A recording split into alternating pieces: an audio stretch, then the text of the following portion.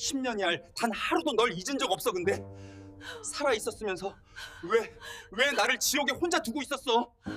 이 번호로 다시 전화하지 마십시오. 낯선 남자의 목소리가 귓속을 찔렀습니다. 당신 같은 사람들 때문에 이모가 매일 밤 옵니다. 한 번만 더 전화하면 저도 가만히 있지 않겠습니다. 뚝 전화가 끊겼습니다. 저는 꼼짝도 할 수 없었습니다. 손에 쥔 휴대폰이 천근만근이었습니다. 심장이 갈비뼈를 부술 듯 거칠게 뛰었습니다. 눈앞이 하얘지는데 머릿속은 반대로 불이 붙은 것 같았습니다. 10년이었습니다. 한 해도 거르지 않고 해도 거르지 않고 아내 윤세영의 전화번호를 눌러왔습니다. 365일 중 하루도 빠뜨린 적이 없었습니다. 늘 전원이 꺼져 있다는 기계음만 되돌아왔습니다. 그게 저에게는 아내의 목소리를 대신하는 유일한 안부였습니다. 술을 마시고 전화를 걸고 기계음을 듣고 눈을 감았습니다. 10년째 반복해온 의식이었습니다. 두 아이를 둔 가장인데 회사 사정으로 곤고사직당했습니다. 막막한 마음에 시작한 채널인데 여러분의 구독 하나가 저희 가족에게 희망이 됩니다. 구독, 좋아요, 알림 설정 꼭 부탁드려요. 한남동 저택은 늘 고요했습니다. 스탠드 조명 하나만 켜진 거실에 온기라고는 없었습니다. 한성건설 회장이라는 이름이 붙은 뒤로 이 집은 사무실보다 차가워졌습니다. 세상 사람들은 저를 냉혈한이라 불렀습니다. 아내 장례식에서 눈물 한 방울 흐리지 않았다는 소문이 돌았고 아내를 잃고도 더 독하게 사업을 키운 남자라는 수군거림이 뒤를 따랐습니다. 하지만 그들은 모릅니다. 이 밤이 오면 저는 한성건설 회장이 아니라 아내 전화번호 하나에 매달려 숨을 고르는 사내일 뿐이라는 것을요. 오늘은 세영의 기일이었습니다. 반쯤 비워진 독주병을 앞에 놓고 어금니를 깨물며 번호를 눌렀습니다. 늘 그렇듯 기계음이 나올 거라 생각했습니다. 눈을 감았습니다. 그런데 뚜루루 신호음이 울렸습니다. 등줄기로 소름이 치솟았습니다. 전화기를 쥔 손이 제 것이 아닌 것처럼 떨렸습니다. 10년 동안 단 한 번도 울리지 않던 신호음이 귓전을 찢었습니다. 심장이 목구멍까지 치밀어 올랐습니다. 그리고 전화가 연결됐습니다. 여보세요. 저도 모르게 쉰 목소리가 터져나왔습니다. 대답은 없었습니다. 대신 전화기 너머로 낮고 차가운 남자의 목소리가 꽂혔습니다. 앞서 말한 그 한마디였습니다. 전화가 끊기고도 한참을 움직이지 못했습니다. 손에서 힘이 빠져 휴대폰이 소파 위로 떨어졌습니다. 죽은 번호를 누군가가 받았습니다. 그것도 세영이 곁에 있는 사람이 받았습니다. 이모라고 했습니다. 매일 밤 온다고 했습니다. 세영이 살아있다는 뜻이었습니다. 10년 동안 굳어있던 눈빛이 방향을 찾은 듯 번뜩였습니다. 무력감에 짓눌려있던 어깨가 벌떡 일어섰습니다. 바닥에 뒹굴던 술병을 발끝으로 걷어냈습니다. 곧장 비서실장 구본철에게 전화를 걸었습니다. 방금 세영이 번호가 연결됐어. 위치 추적해. 지금 당장. 구본철이 무언가 되묻기도 전에 말을 잘랐습니다. 경찰과 언론은 절대 닿지 않게 해. 아무도 몰라야 한다. 전화를 끊고 차키를 집어들었습니다. 누구도 데려가지 않았습니다. 이번만큼은 남의 손에 맡길 수 없었습니다. 10년 동안 끝났다고 믿었던 전쟁이 이 밤 다시 시작되고 있었습니다. 새벽 공기가 차 유리를 때렸습니다. 핸들을 쥔 손마디에 핏줄이 돋아 있었습니다. 구본철이 보내온 문자 하나가 화면에 떠 있었습니다. 서울 외곽 낡은 전파상 건물 근처에서 신호가 끊겼다는 내용이었습니다. 전원이 꺼져서 더 이상 추적이 안 된다는 말이 뒤에 짧게 붙어 있었습니다. 저는 가속 페달을 더 깊이 밟았습니다. 그 동네는 한눈에 찾을 수 있는 곳이 아니었습니다. 도심에서 벗어나자마자 풍경이 달라졌습니다. 가로등은 위태롭게 깜빡였고 건물 벽면은 흉물스럽게 낡아 있었습니다. 골목마다 어둠이 무릉덩이처럼 고여 있었습니다. 비가 내리기 시작했습니다. 젖은 아스팔트 위로 제 구두 소리가 날카롭게 울렸습니다. 골목을 누볐습니다. 낡은 계단을 오르내리고 굳게 닫힌 문들을 하나하나 노려봤습니다. 세영의 흔적은 어디에도 없었습니다. 빗줄기가 굵어지자 고가의 양복이 흠뻑 젖어 몸에 감겼습니다. 그래도 발걸음을 멈추지 못했습니다. 골목 끝 막다른 길 앞에서 멈췄습니다. 거대한 시멘트 벽이었습니다. 문도 없고 빛도 없었습니다. 희망이 손가락 사이로 빠져나가는 느낌이었습니다. 차로 돌아와 핸들에 이마를 기댔습니다. 어두운 차 안에 거친 숨소리만 가득 찼습니다. 3년 전의 기억이 떠올랐습니다. 사고 후 재수사를 요청했을 때 경찰서에서 돌아온 대답은 서류가 분실됐다는 한마디뿐이었습니다. 사설 탐정 3팀을 붙였지만 하나같이 중간에 의뢰를 중단했습니다. 누군가 보이지 않는 곳에서 모든 길목을 막고 있었습니다. 그때 장인인 윤태준 의원이 저를 불러 말했습니다. 이제 그만 놔줘라.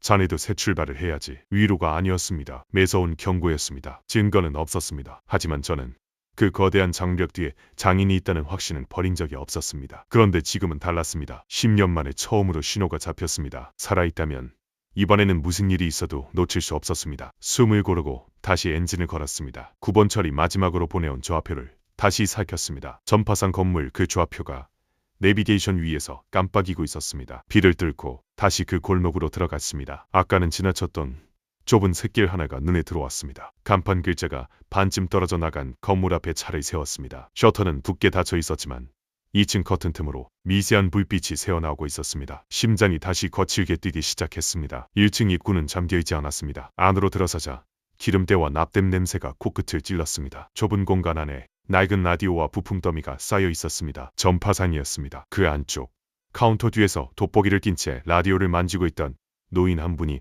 고개를 들었습니다. 눈이 마주쳤습니다. 노인은 저를 위아래로 훑어보더니 아무 말 없이 시선을 다시 라디오로 돌렸습니다. 그때는 몰랐습니다. 그분이 10년 전 서해안 갯벌에서 아내를 끌어낸 장본인이라는 사실을요. 저는 그를 지나쳐 어두운 계단을 올라갔습니다. 2층 복도에 섰습니다. 불빛이 새어나오는 문 앞이었습니다. 주먹을 쥐었다 폈다 했습니다. 문을 두드릴까? 소리를 내면 사라질까? 심장이 목까지 차올랐습니다. 그 순간 계단 아래에서 자동차 엔진 소리가 들렸습니다. 엔진 소리가 멈추자마자 자동차 문이 거칠게 닫히는 소리가 건물 전체를 울렸습니다. 뒤이어 시끄러운 발소리가 계단을 쿵쿵 밟으며 올라왔습니다. 하나가 아니었습니다. 셋, 아니 넷은 되는 것 같았습니다. 몸이 먼저 반응했습니다. 문 앞에 등을 딱 붙이고 섰습니다. 올라오는 자들의 윤곽이 어둠 속에서 드러났습니다. 정장 차림의 건장한 사내들이 손에 쇠 파이프를 쥐고 있었습니다. 저를 뒤쫓아온 놈들이라는 걸 직감했습니다. 누가 보냈느냐고 물을 겨를도 없었습니다. 앞에 선 놈이 파이프를 휘둘렀습니다. 어깨를 강타당했습니다. 뼈가 울리는 충격이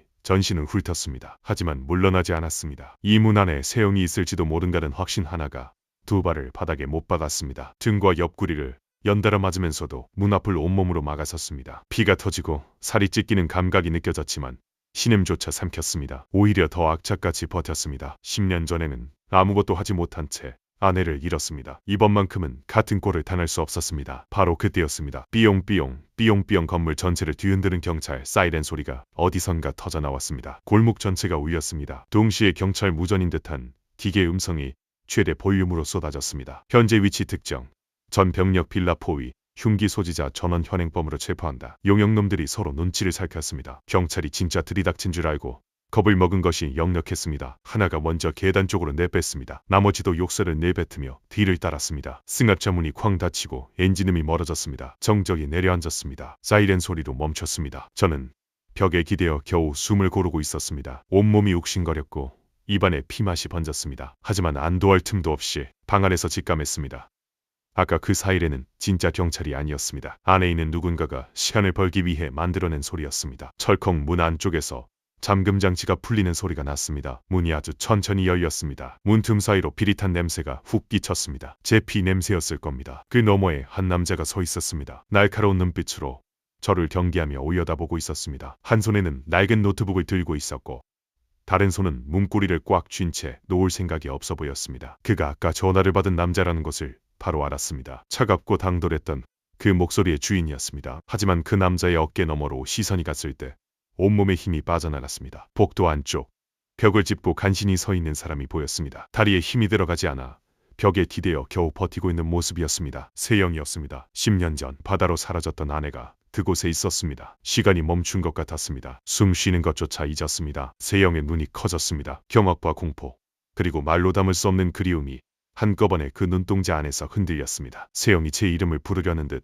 입술이 떨렸습니다. 그 순간 무릎이 꺾이며 몸이 바닥으로 무너져 내렸습니다. 본능이 몸을 움직였습니다. 두 걸음 만에 세영에게 닿았습니다. 쓰러지기 직전 허리를 감싸 안았습니다. 팔 안에 닿는 아래의 등이 너무 가볍고 앙상했습니다. 뜨거운 것이 눈에서 줄줄 흘러내렸습니다. 10년 동안 남들 앞에서 단 한 방울도 보여주지 않았던 눈물이 통제를 벗어나 쏟아졌습니다. 멈춰있던 10년의 시간이 그제야 다시 흐르기 시작했습니다. 세영의 반 벽에 조심스럽게 기대어 앉힌 뒤에도 손을 놓을 수가 없었습니다. 손끝에 닿는 그녀의 팔이 차갑고 마른 나뭇가지 같았습니다. 10년이라는 세월이 이 사람을 이 지경으로 만들어 놓았다는 사실이 가슴을 짓눌렀습니다. 세영이 천천히 입을 열었습니다. 목소리는 갈라져 있었지만 눈빛만은 또렷했습니다. 그날 밤의 이야기였습니다. 10년 전 한성건설 회장 취임식이 열린 날이었습니다. 만삭이었던 세영은 행사에 참석하지 못한 대신 취임식 후 가족들이 모이기로 한 단골 일식당으로 향하고 있었습니다. 제게줄 취임 축하 만년필과 밤새 정성껏 술을 놓은 작은 베네 저고리를 가슴에 안고서 식당 복도는 이상하리만치 고요했습니다. 예약된 방 앞에 놓인 신발들을 보며 세영은 잠시 눈을 깜빡였다고 했습니다. 장인 윤태준 의원의 묵직한 구두, 제 어머니 오명자의 화려한 펌프스. 그런데 제 구두는 보이지 않았다고 합니다. 문을 열려던 순간 안에서 대화가 새어나왔습니다. 어머니의 날카로운 목소리가 먼저였습니다. 세영이가 서재에 들어왔다가 장부를 본 것 같다. 준혁이한테 다 말하겠다고 했다. 뒤이어 장인의 목소리가 들렸습니다. 내 앞길에 걸림돌이 된다면 자식이라도 치워야지.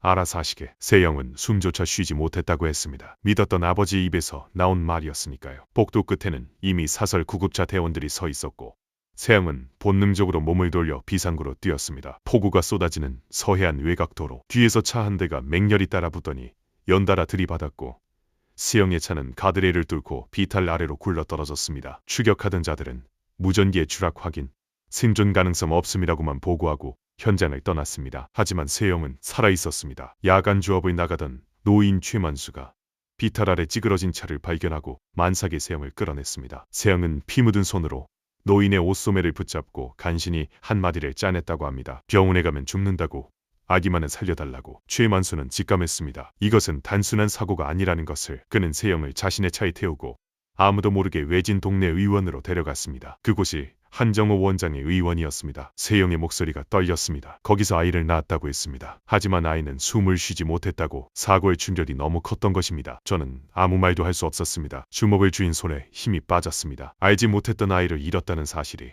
10년이 지난 지금에서야 가슴을 관통했습니다. 며칠 뒤 의식이 돌아온 세영이 가장 먼저 본 것은 병실 한쪽에 걸린 낡은 TV 화면이었습니다. 아버지 윤태준이 카메라 앞에서 눈가루 훔치며 말하고 있었습니다. 우울증을 앓던 딸이 유서를 남기고 바다에 투신했다고. 시신은 찾지 못했지만 이제 가슴에 묻겠다고. 그 옆에 제가 서 있었습니다. 고개를 깊이 숙인 채 아무 말도 하지 않는 모습이었다고 합니다. 세영은 그 침묵을 슬픔이 아니라 공모로 받아들였습니다. 저마저도 자신이 사라지길 바랐던 것이라고 믿었습니다. 그래서 이름도 버리고 신분도 버리고 사랑했던 남편까지 버렸습니다. 유령처럼 숨어 사는 것만이 살 길이라고 판단한 것입니다. 그 말을 듣는 순간 제 안에서 무언가가 산산이 부서졌습니다. 세영의 젖은 눈을 똑바로 바라보며 말했습니다. 내가 조금이라도 눈치챘다면 내 목숨을 걸어서라도 당신을 지켰을 것이라고. 정보를 다 잃는 한이 있더라도 반드시 그랬을 것이라고. 세영을 붙들고 있던 10년의 원망과 오해가 그 순간 무너져 내렸습니다. 문틈 사이에서 도현이 그 광경을 지켜보고 있었습니다. 세영의 친오빠, 이미 세상을 떠난 형의 아들이었습니다. 대학 시절 이모의 사고 소식을 듣고 달려와 그 뒤로 이 영년을 이 곁에서 버텨온 사람이었습니다. IT 보안을 전공한 도현은 이모의 디지털 흔적을 지우고 추적하는 자들의 접근을 차단하며 매년 기일 즈음이면 더욱 촘촘하게 방어벽을 쳤습니다. 그리고 1층의 전파상 할아버지 최만수 10년 전 갯벌에서 세영을 구한 뒤 이 건물에 2사람을 숨겨주고 의사 한정호와 함께 3사람의 비밀을 지켜온 사람이었습니다. 밤마다 리어카를 끌고 페이지를 모으며 세영의 수술비를 한 푼 두 푼 채워가고 있었다는 사실을 저는 그날 처음 알게 됐습니다. 저는 최만수 앞으로 걸어가 한치의 망설임도 없이 허리를 깊이 꺾었습니다. 목이 메어 겨우 나온 말이었습니다. 감사합니다. 제 아내를 살려주셔서. 최만수는 한동안 아무 말이 없었습니다. 그러다 붉어진 눈으로 저를 바라보며 한마디를 했습니다. 참 오래도 걸렸어. 원망이라기보다는 10년을 짊어진 짐을 이제야 제자리에 내려놓는 사람의 한숨에 가까운 목소리였습니다. 다음날 아침 저는 세영이 다니던 동네 의원을 찾아갔습니다. 한정호 원장은 환자 한 명 얻는 조용한 진료실 문을 직접 열었습니다. 어떤 손님이 올지 이미 최만수에게 들어 알고 있다는 표정이었습니다. 자리에 앉자마자 원장은 낡은 검사 사진들을 조명판에 차례로 걸었습니다. 하얀 불빛 아래 세영의 척추가 드러났습니다. 의학 지식이 없는 저도 한눈에 알 수 있었습니다. 무언가 크게 잘못되어 있다는 것을. 원장이 사진 한가운데를 손가락으로 짚었습니다. 10년 전 크게 다친 척추가 제대로 붙지 못한 채 안에서 점점 악화되고 있다고 했습니다. 그 상처가 다리로 내려가는 신경까지 누르고 있어서 지금도 통증이 심하고 더 늦으면 하반신 마비를 넘어 생명까지 위태로울 수 있다는 말이 떨어졌습니다. 턱이 굳게 다물렸습니다. 눈동자가 잘게 떨렸습니다. 10년 동안 그리워했던 사람이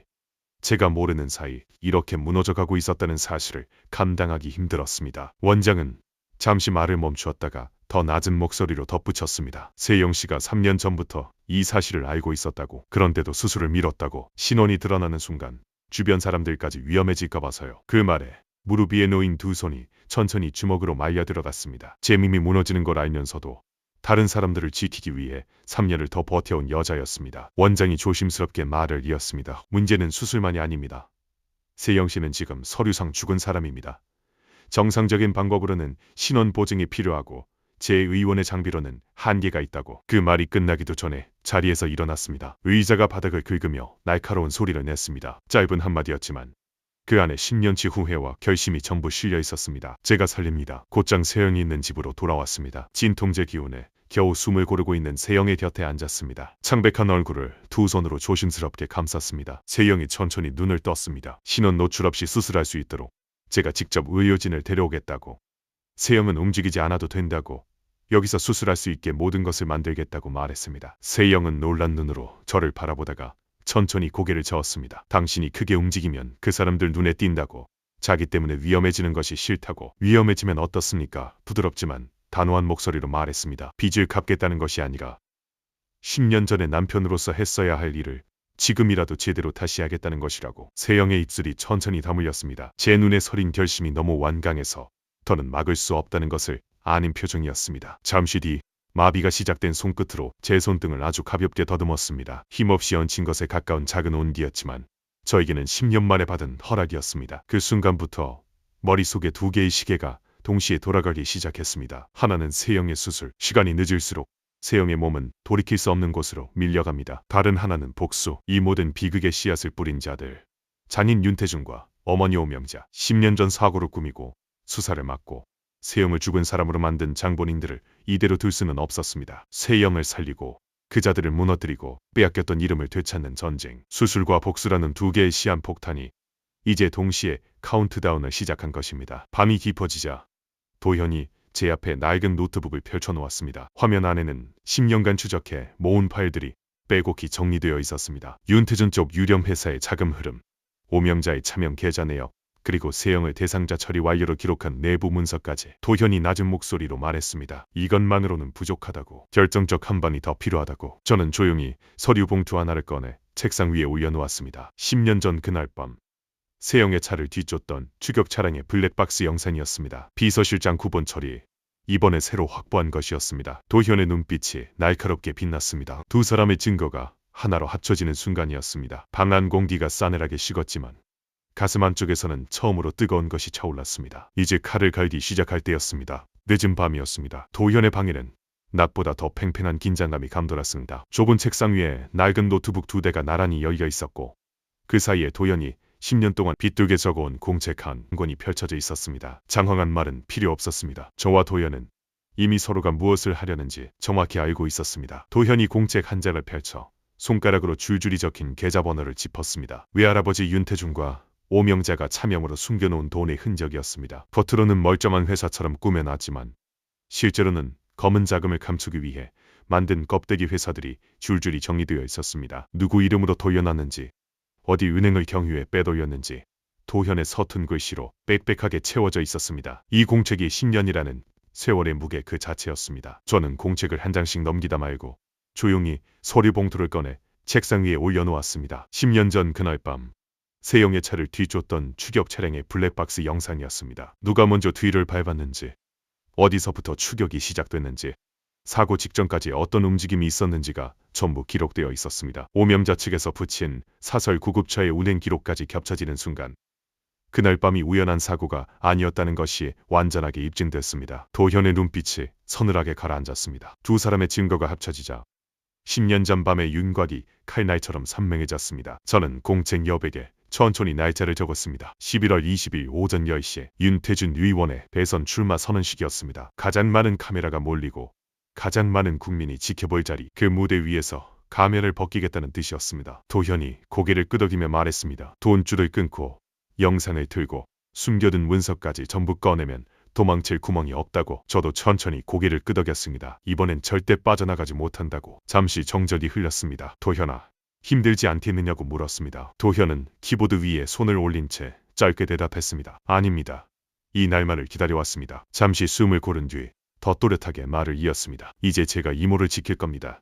다시는 숨어 살지 않게 할 겁니다. 저는 말없이 도현의 어깨를 꽉 잡아주었습니다. 그때였습니다. 거실 쪽에서 작은 인기척이 났습니다. 고개를 돌리자 최만수가 말없이 바지 주머니를 뒤적이고 있었습니다. 노인의 투박한 손이 테이블 위에 무언가를 툭 올려놓았습니다. 모서리가 닳고 테이프로 칭칭 감겨있는 낡은 통장이었습니다. 의아한 눈으로 바라봤습니다. 최만수는 헛기침을 하며 시선을 창밖으로 돌렸습니다. 세영이 수술할 때 보태스라는 말이었습니다. 조심스럽게 통장을 펼쳤습니다. 첫 장을 넘기자마자 손끝이 떨렸습니다. 페이지 수거 입금 15,000원, 라디오 수리비 3만원, 고철 매각 22,000원, 3년 동안 페이지를 줍고 고장난 라디오를 고쳐 팔며 만원 2만원씩 악착같이 모아온 돈이었습니다. 수술비에 비하면 너무나 작은 금액이었습니다. 최만수도 그 사실을 모르지 않았을 겁니다. 그래도 매일 밤 리어카를 끌며 이 통장을 한 줄씩 채워온 것입니다. 목이 턱 막혔습니다. 가슴 한구석이 짓누였습니다. 통장을 최만수 쪽으로 다시 밀어내며 말했습니다. 수술비는 제가 전부 준비했으니 마음만 감사히 받겠다고. 그 순간 최만수의 크고 거친 손이 통장을 덮으며 제 손을 막아세웠습니다. 처음으로 목소리에 힘이 실렸습니다. 투박하지만 단호한 어조였습니다. 그건 내가 세영이한테 주는 거요. 내 딸 같은 사람 살리는데 당신 돈으로만 다 해버리면 내 마음이 갈 곳이 없어. 피 한 방울 섞이지 않은 노인의 입에서 나온 그 한마디에 심장이 멍하게 울렸습니다. 수천억의 자산보다 15,000원짜리 입금 내역 한 줄이 훨씬 더 무겁게 다가왔습니다. 그제야 이 노인이 지난 10년을 어떤 마음으로 버텨왔는지 말보다 먼저 손끝으로 알 것 같았습니다. 더 이상 거절하지 못했습니다. 통장을 두 손으로 소중히 감싸쥐고 최만수를 향해 다시 한번 깊이 고개를 숙였습니다. 죄책감이 아니었습니다. 한 사람이 보여준 위대한 헌신에 대한 온전한 경애였습니다. 부엌 문틈으로 그 광경을 지켜보던 세영이 입을 틀어막았습니다. 소리 죽여 울고 있었습니다. 도현이 달려가 최만수의 목을 꽉 껴안았습니다. 차가운 복수를 앞두고도 그 낡은 빌라는 이상할 만큼 따뜻했습니다. 출마 선언식 이틀 전이었습니다. 모든 준비가 막바지에 다다르고 있었습니다. 도현은 새벽까지 행사장 전광판 시스템의 보안 구조를 분석하고 있었습니다. 대형 행사장의 영상 송출 서버에 외부에서 접근할 수 있는 경로를 찾아내야 했습니다. 화면이 꺼지고 다시 켜지는 그 몇 초 사이에 블랙박스 영상과 녹음 파일을 띄워넣는 것이 관건이었습니다. 도현의 얼굴에는 피로가 짙게 내려앉아 있었지만 손끝은 흐트러짐 없이 키보드 위를 달렸습니다. 저는 구본철에게 별도의 지시를 내렸습니다. 선언식 당일 행사장에 수사관들을 사전 배치할 수 있도록 검찰 쪽에 증거자료 일체를 넘기라고. 10년간 쌓아둔 증거가 한꺼번에 터지는 만큼 현장에서 바로 체포가 이뤄져야 빠져나갈 틈을 주지 않을 수 있었습니다. 동시에 오명자의 차명 계좌에 대한 이체 명령도 준비를 마쳤습니다. 도현이 추적해낸 비자금 전액을 공익기금으로 돌리는 작업이었습니다. 자금이 빠져나가는 순간 오명자의 안전망은 완전히 무너지게 됩니다. 칼은 갈렸습니다. 그날 저녁이었습니다. 세영의 방으로 들어가자 세영이 서랍 앞에 서 있었습니다. 안쪽에는 늘 남몰래 숨겨두던 약봉투가 가지런히 놓여 있었습니다. 세영은 손끝으로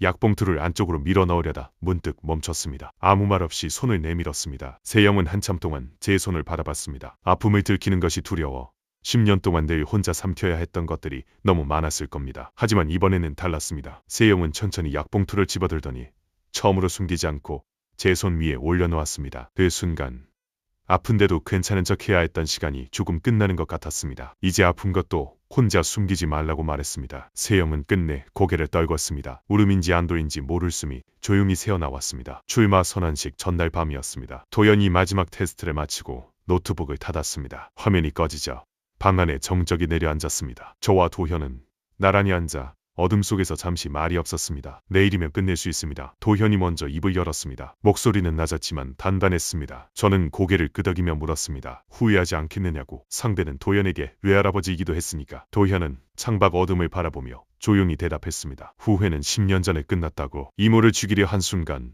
그 사람은 외할아버지이기를 스스로 포기한 거라고. 더는 묻지 않았습니다. 같은 시간 여의도 인근 고층 빌딩이었습니다. 윤태준 의원의 집무실에 불이 켜져 있었습니다. 보좌관이 서리철의 옆구리에 낀 채 조심스럽게 문을 두드렸습니다. 강 회장이 며칠째 수상 어디에 움직이고 있으며 이미 사람을 붙여 감시 중이라는 보고였습니다. 윤태준의 눈빛이 차갑게 굳었습니다. 만년필 끝이 미세하게 떨렸습니다. 천천히 고개를 들어 보좌관을 바라보며 나직한 한마디를 떨어뜨렸습니다. 강 회장을 바짝 뒤쫓으라고. 만약 그자가 찾는 것이 세영이라면 이번에는 실수 없이 깔끔하게 처리하라고. 보좌관이 서둘러 방을 나갔습니다. 문이 소리 없이 닫혔습니다. 두 세력이 같은 날을 향해 질주하고 있었습니다. 한쪽은 진실을 드러내기 위해, 다른 한쪽은 진실을 영원히 묻기 위해. 내일 아침이면 둘 중 하나가 무너질 것이었습니다. 서울 한복판의 대형 행사장 앞은 이른 아침부터 북적였습니다. 수천 명의 지지자가 인도를 가득 메웠고 도로변에는 검은색 고급 세단들이 끝도 없이 늘어서 있었습니다. 행사장 입구에는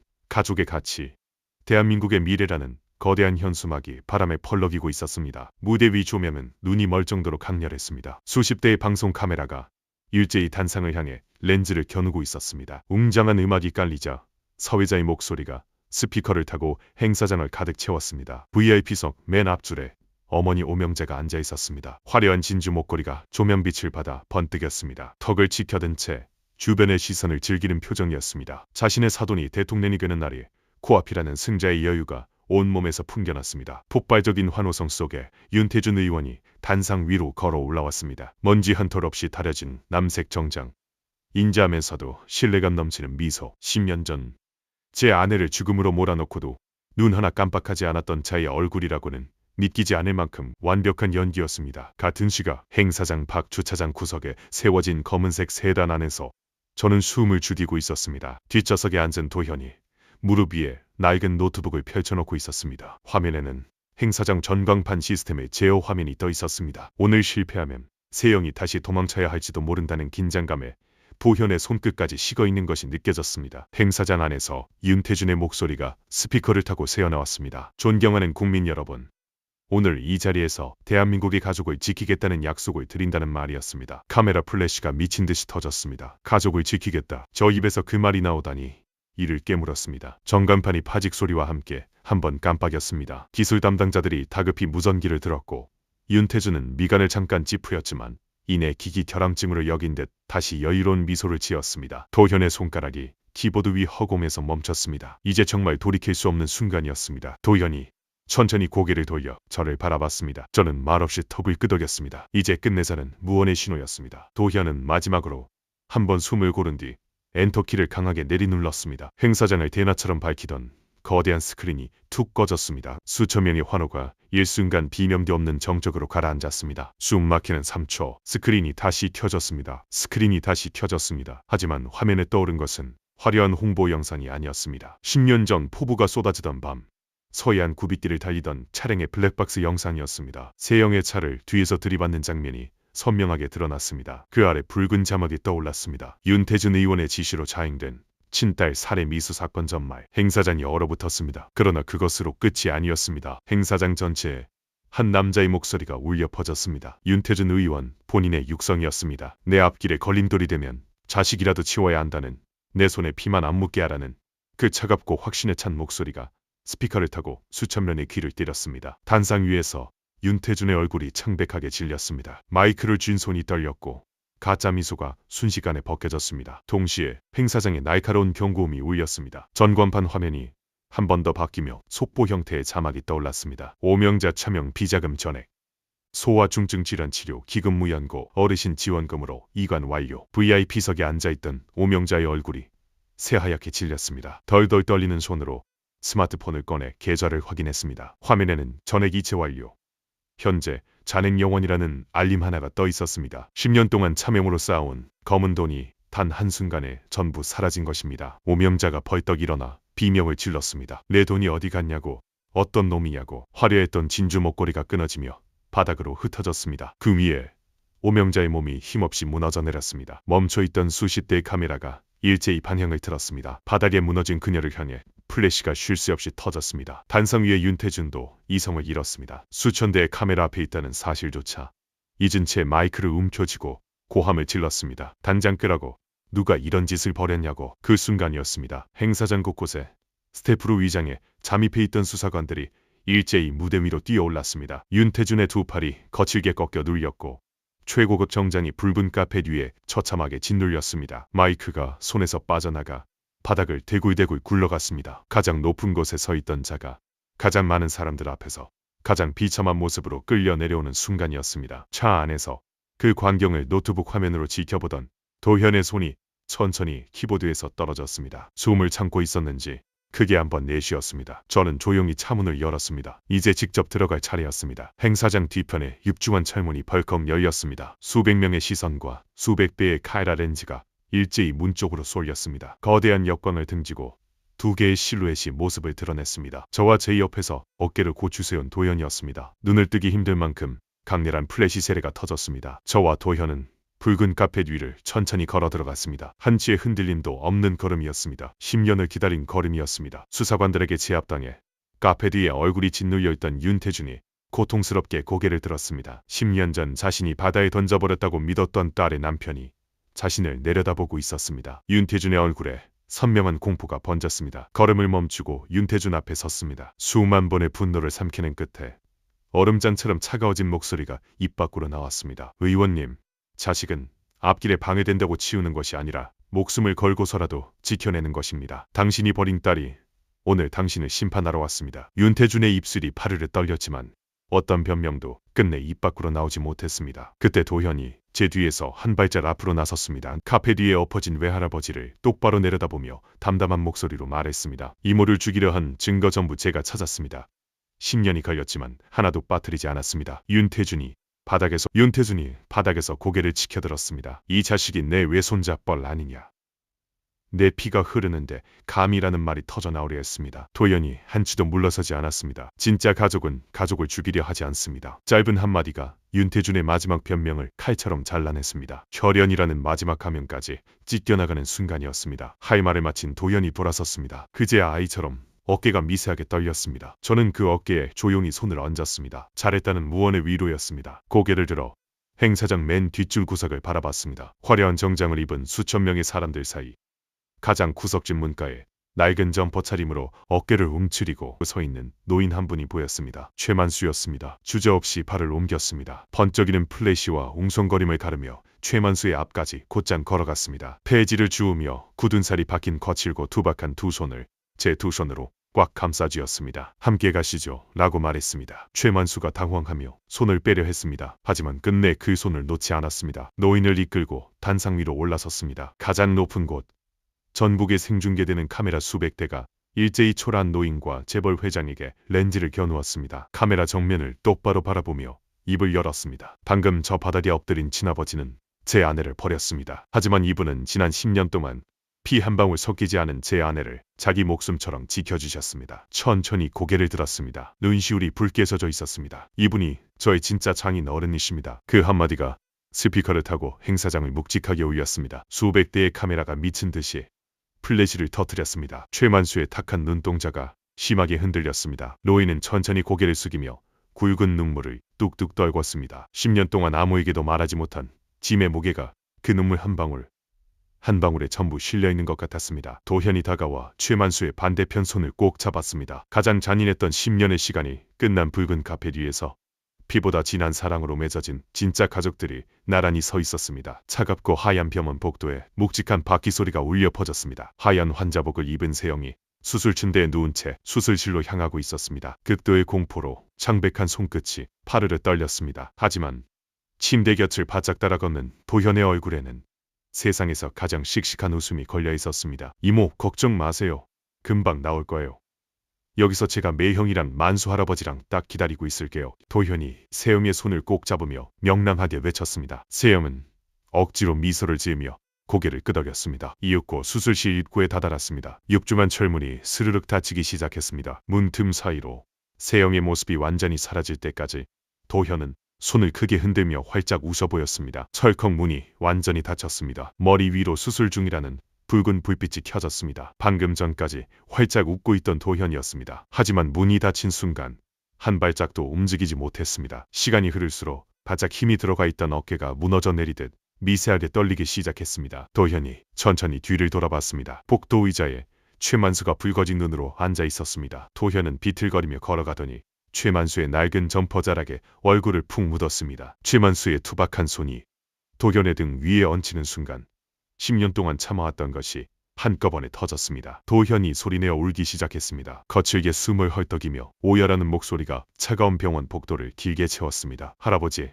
아까부터 너무 무서웠는데 이모 앞에서 제가 울면 이모가 겁먹어서 수술 안 한다고 할까봐 하나도 못 울었어요. 이모 잘못되면 어떡해요? 10년간 누구보다 단단하게 버텨온 사람이었습니다. 이모를 지키기 위해 밤을 새우고 추적을 막고 어른들도 감당 못할 무게를 양 어깨에 짊어져온 사람이었습니다. 하지만 그 속은 10년 내내 이모를 잃을까봐 매일 밤 따라온 한 사람의 조카 그대로였습니다. 최만수가 다급히 도현을 끌어안으며 다독였습니다. 그래, 울어라. 괜찮다. 괜찮아. 노인의 목소리도 젖어 있었습니다. 저는 우는 도현에게 섣불리 말을 건네지 않았습니다. 그저 도현의 등 뒤로 다가가 도현과 최만수를 한꺼번에 말없이 감싸 안았습니다. 이제는 혼자 두지 않겠다는 가장 묵직하고 따뜻한 대답이었습니다. 얼마나 시간이 흘렀는지 모릅니다. 붉은 불빛이 꺼졌습니다. 수술실 문이 열리고 의료진이 나왔습니다. 성공입니다. 그 한마디에 복도에 앉아있던 세 사람이 동시에 자리에서 일어났습니다. 세영이 마취에서 깨어나기까지 또 몇 시간이 흘렀습니다. 눈을 뜬 세영이 가장 먼저 본 것은